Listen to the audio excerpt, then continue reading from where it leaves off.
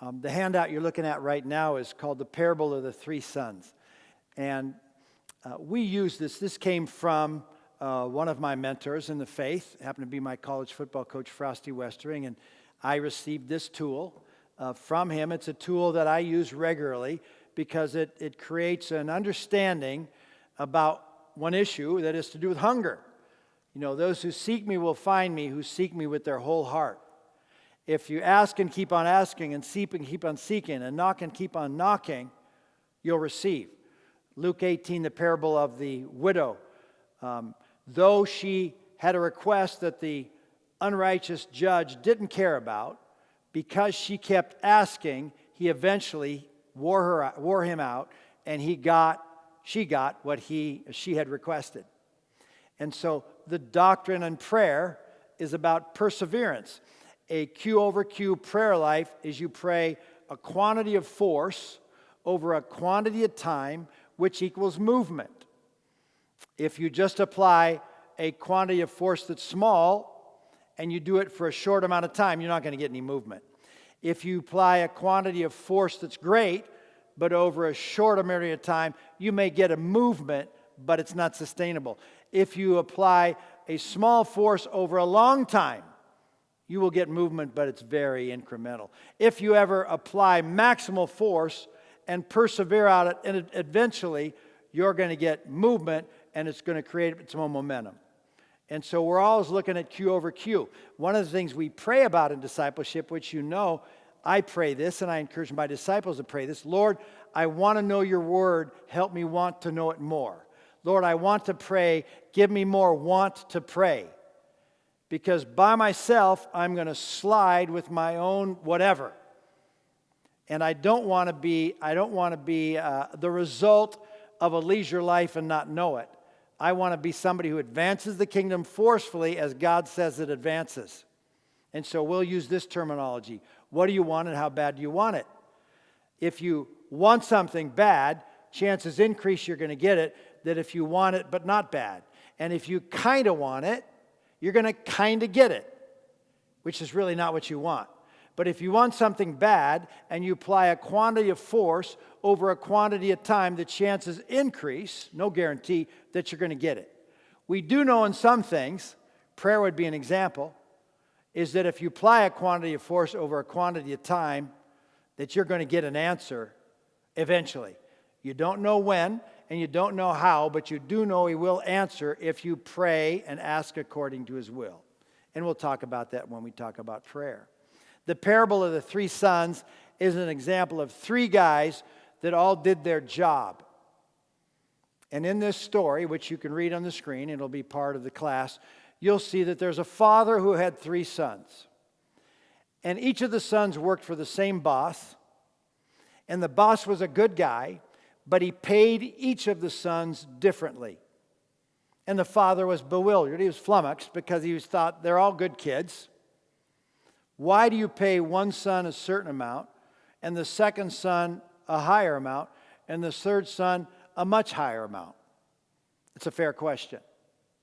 Why is it that some people seem to have no impact, and other people seem to have some impact, and other people have monstrous impact?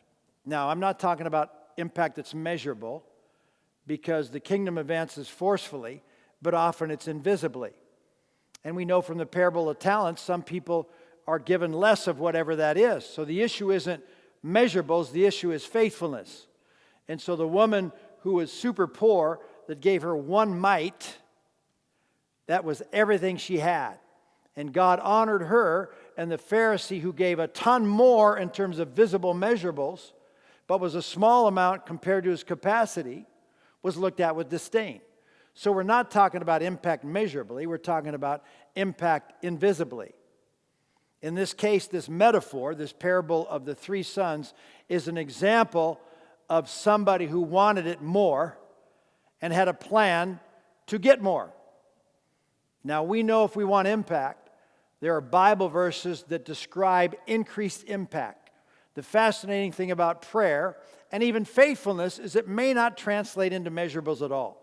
We know in Hebrews 11 when they're talking about the great hall of faith, the men and women of God historically, some with names, some with not, that are rewarded for their faithfulness, but their measurables were completely different. You had some that were kings and leaders and had tremendous visible impact. And then it goes to those that lived in caves and holes in the ground and were sawed in two and were executed. All of them had impact that was honorable and faithful. So in God's eyes, some guys won and in God's eyes, everyone won. In man's eyes, some guys won big and some guys lost big. So it's important to know who you're playing for. And we're playing for the king, and he measures things different than the world. And we know by David, who with Samuel, when Samuel was trying to choose the son of Jesse that God anointed to be king, he got tricked by guys that looked better and were physically more imposing. And God made clear there that man looks at outward appearance and God looks at the heart. This is about the heart. However, the heart translates into impact. Somebody who has a big heart and a big want to will end up more impact. Again, impact that is immeasurable to the naked eye, but is measurable to the invisible world. Angels and demons all see what's going on. And God sees, and he's a rewarder of those who diligently seek him, though you may not see the people seeking God because they do it in private, not in public, which God talks about that also. Those that are looking for visible honor versus those that just want to be faithful. And so in light of that, this is a metaphor that shows want to. It shows a son that has a plan, and it's a good plan and executes the plan, and it shows another son that has an entirely different plan that he executes and gets minimal or inconsequential outcomes. Our job is to do our job. God's job is to do his job. Our job is to pray and act and pray, and his job is he controls the outcomes. So again, faithfulness has nothing to do with outcomes that we can see. It definitely has to do with outcomes. Many of them often are invisible. In this case, this parable is about visible outcomes. I'm going to read quickly and interject. A father had 3 sons, and they all worked for the same man, an important broker. One day, the father went down to talk to the president of the company, a boyhood friend. He went into the office and said, "Jim, my 3 sons all work for you, and I appreciate you hiring them as buyers. I have a question that's bothering me. You pay one of them $400, one $500, and one $800 a week. Why?" The president leaned back in his chair and was silent for a few moments, and then his face brightened, and he answered, "Maybe I can show you why. Have you got time so that you can stay here?" "Sure," he said, "I can stay all day." "Fine.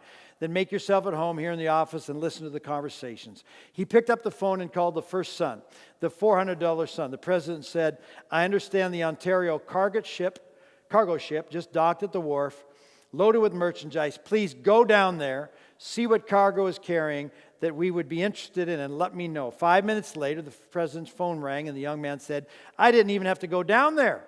I just telephoned and they said they have 500 bolts of silk on board." The president said, "Thank you," shared the information with his father. He then buzzed the second son, the $500 son. "The Ontario has just docked. Will you please go down there, see what it has on the board that we would be interested in, and let me know at your earliest convenience." An hour later, the telephone rang, and the son said, "I just went down and checked the Ontario. It's got 500 bolts of silk on board." The president said, "Thank you," shared the information with the father. The president then rang the third son, the $800 son, and said, "The Ontario is docked," and proceeded to tell him the same story and make the same request that he did of the other sons. The young man reported to the president's office 4 hours later. He said, "Well, the boat had 500 bolts of silk on board, and all are of excellent quality. I bought them for $200 each and filled that order we had waiting from one of our customers. He bought all of them from us for $400 each. The Ontario also had 200 Oriental rugs. We don't usually handle rugs, but I know who does, so I called him and made the sale. The deal will net us $40,000. There were also 75 jade statues on board. I examined them. They look beautiful, but you're the expert. Since you always handle the jade trade, I took an option on them in 24 hours. So if you have time, you can look at them and decide. The president said thank you, and the young man left. The president then asked the father, has the question you asked when you came and been answered? Yes, replied the father. My first son didn't even obey you. My second one went only halfway, but the third son gave you everything he had. The bottom line is learn to take an ordinary job and make something out of it. We're looking for third sons. It's a great example and a great metaphor of what we have before us. We have this option as individuals. God has given us, 2 Peter 1:3, everything we need for life and knowledge through our knowledge of Him. He dares us, literally, in Malachi, to trust Him with finances and see if He will not reward diligently those who seek Him and steward finances. He dares us in other passages by the examples of men and women of God who stepped out in faith and put their life on the line. Some lived, some died. We don't even know how many died because their story isn't in the Bible. We do know of those that stepped out in faith and were rewarded. The bottom line is He asks for everything. He asks for it with a clear mind, a whole heart, a strong will, and great passion. One of my requests and with my disciples is that we ask God to give us more want to know Him, want to follow Him, want to disciple, want more disciples, want to evangelize, want to have more courage. Whatever it is you want, if it's God's will, He will give it to you. Because He said, if you pray according to my will, I hear you. And if I hear you, I will give you what you ask of me. What we don't know is when, and we don't know how. And that's where our trust comes in. But we can know it's done. Abraham in Romans 4 was promised he'd have a son. Though he was old and his wife was barren and also her womb was old, when God said you'll have a son, Abraham said, thank you, glory to God. He was declared righteous because he believed God, because he trusted God, and he acted by faith on what God had promised before he saw it. He called things that are not as though they are. He called things that are not as though they are.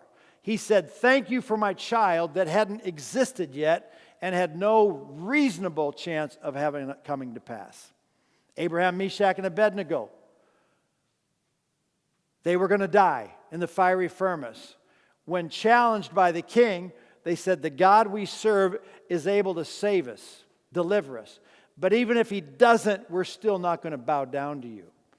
They trusted God by faith. There was no guarantee they were going to live. In their case, they came out of the fire. For every 3 that came out of the fire, they may have been 10,000 that never came out of the fire.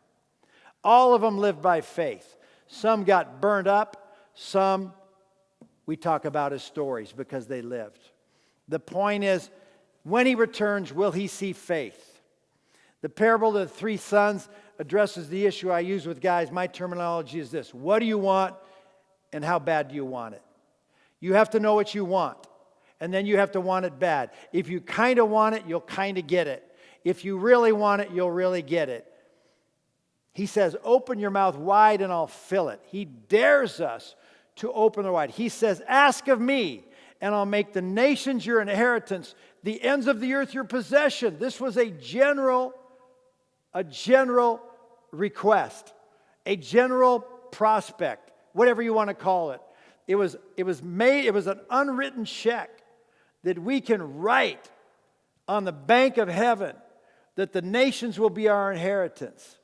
That promise was for every believer who believes God and call things that are not as though they are. I work with leaders in the Eastern Congo. The Eastern Congo is a death and destruction mess, in particular in the last 20 years since there was a first and second Congolese war.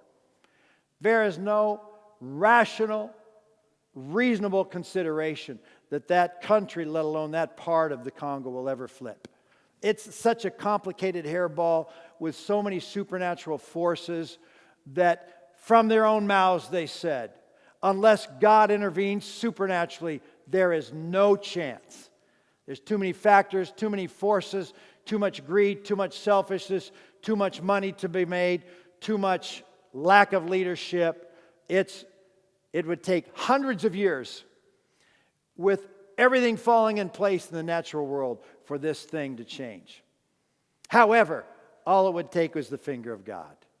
And they're standing on the promise that He wants all men saved, sanctified, Spirit-filled, submissive to God and man as appropriate, and suffering obediently. They stand on the promises. They speak over that land. They speak over the people of the land.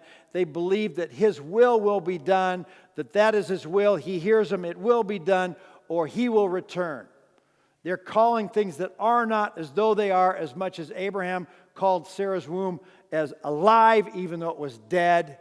And God declared them righteous, not because they had a baby. He declared them righteous because before he had a baby, he blessed the name of the Lord and praised Him for what He had promised. The victory wasn't his faith. The victory wasn't that the baby was born. The victory is that the Congolese continue to be faithful in Jesus and live and die for the faith and speak life over that area that's dead. The victory is not that it changes. The victory is that they persevere in faith. It may or may not change in this lifetime, but we don't control the when or the how. All we control is our job, and our job is to pray and believe, and His job is to produce outcomes. The issue of the parable of the three sons is this: what do you want and how bad do you want it?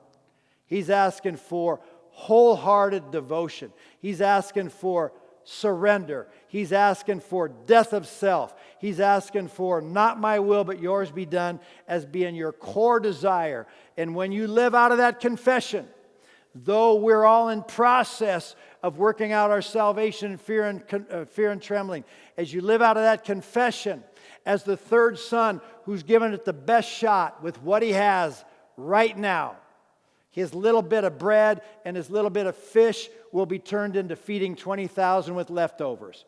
He's not asking you to feed 20,000. He's asking you to give him what you can, and he will reproduce and multiply that. That's discipleship.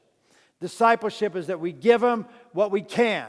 We create more time. We create more opportunities. We pray about our circles. We reach out to people in faith and in trust. We know that some of them will respond, some of them may not. It's irrelevant. Our job is to do our job, which is to pray and act, and His job is to make them grow. One plants, one waters. God makes it grow. Know your job. Don't do His job. He's not going to do your job. Make disciples. Make disciples. Like a third son. Like a third son who is surrendered and sees the fruit of surrender. Unless the seed falls to the ground and dies, it cannot bear fruit. And unless the son dies to himself and goes as far as wide as he can by God's power, for God's glory, according to His word, he will never taste the power nor the fruit that the third son does. Who are you? The first son, second son, or third son?